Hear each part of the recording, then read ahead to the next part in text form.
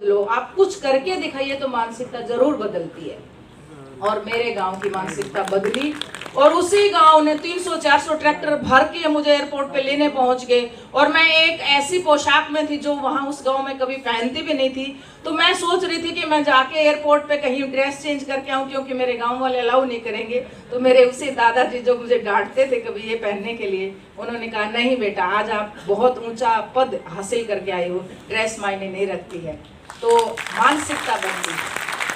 और उसी गांव में अभी एक बीबीसी ने एक डॉक्यूमेंट्री बनाई, तो मैंने गांव में एक स्टेडियम भी शुरू करवाया, क्योंकि लड़कियां अगर वहां गांव तक हम गए हैं तो लड़कियां वहां से काफी निकली हैं। तो ऐसे ही सरकार आपके द्वार, सरकार ने आज हर जगह पे छोटी छोटी एकेडमी और स्टेडियम्स बनाए हैं, तो उनका फायदा आने वाले कुछ समय में मिलेगा। जो हम विकसित भारत का सपना देख रहे हैं, तो वहाँ सबकी माएँ घूंघट में बैठी थी मेरे उस गांव में, और उनकी बेटियां वहीं उन्हीं के सामने शॉर्ट्स में खेल रही थी। ये बदलाव आया है।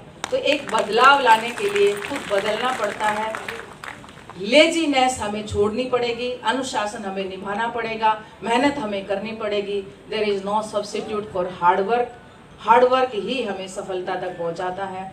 मैं जहां तक सोचती हूं कि हमारा देश आगे बढ़े, हम भारत को आगे मेडल टैली में भी आगे लाने की कोशिश कर रहे हैं।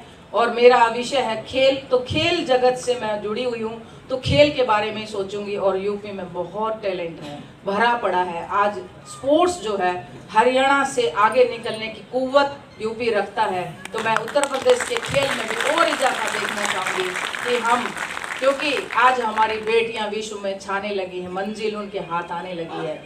और मेडल टैली में इक्वल वेट है दोनों का, चाहे मेडल बेटा जीते या बेटी जीते।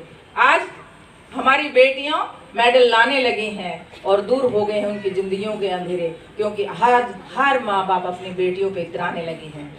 हर माँ बाप अपनी बेटियों पे इतराने लगे हैं। मैं एक छोटा सा एग्जाम्पल देके मैं अपनी वाणी को विराम दूंगी। 2010 में जब एशियन गेम्स था, तो जब मैं जा रही थी, देखो भावनाएं कहाँ आपको आगे बढ़ाती हैं। तो मेरे पिताजी ने कहा कि बेटा 1962 का युद्ध हम हार गए थे, तुम चीन में जा रही हो और चीन में अपना झंडा गाड़ के आ जाना, बस मैं समझूंगा कि हम जीत गए। और यकीन मानिए वो भावना ने कैसे मुझे वहां पे चिंतित किया। हम 8-11 से ईरान के साथ हम पिछड़ रहे थे, तो सारी लड़कियों के फेस के ऊपर एकदम टेंशन आ गई कि ओहो, भारत में जाके क्या मुंह दिखाएंगे। मैं उसी समय मेरे अंदर एक जोश आया, पता नहीं वो कहां से आया, कुछ अननेचुरल सा मुझे फील हुआ कि नहीं नहीं नहीं, हम हार नहीं सकते, हमें जीतना, हमें चाइना को दिखाना है कि भारत कुछ है।